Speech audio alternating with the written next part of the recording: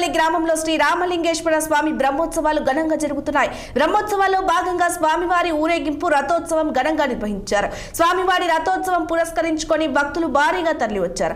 అయితే శ్రీ రామలింగేశ్వర స్వామి బ్రహ్మోత్సవాలను అంగరంగ వైభవంగా నిర్వహిస్తామన్న ఈవో నాగిరెడ్డి, చైర్మన్ రామలింగారెడ్డి వ్యాఖ్యలు నీటి మూటలుగా మారాయని భక్తులు ఆరోపిస్తున్నారు. భక్తులకు మౌలిక సదుపాయాలు కల్పించడంతో ఆలయ అధికారులు వైఫల్యం చెందారని మండిపడుతున్నారు. మహిళా కానిస్టేబుల్ భక్తులకు సరైన విధంగా బాత్రూంలు కూడా ఏర్పాటు చేయలేదని ఆరోపించారు. వాష్రూమ్లు లేకపోవడంతో స్నానాలకు ఇబ్బందులు పడుతున్నామని, గుడి పక్కన ముళ్ల పొదాల్లో మలమూత్రాల విసర్జన చేస్తున్నామని మహిళా భక్తులు ఆవేదన వ్యక్తం చేశారు. ఆలయ పరిసరాలు అపరిశుభ్రంగా ఉన్నా అధికారులు పట్టించుకోవడం లేదని వాపోతున్నారు.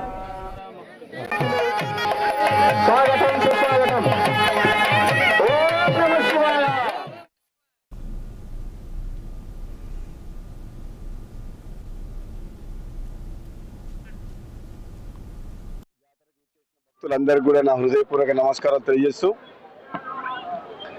ఈ రామలింగేశ్వర స్వామి జాతర ఈ చుట్టుపక్కల ప్రాంత ప్రజలందరికీ ఎంతో భక్తితో ప్రతి సంవత్సరం కూడా పెద్ద ఎత్తున జరుపుకుంటారు.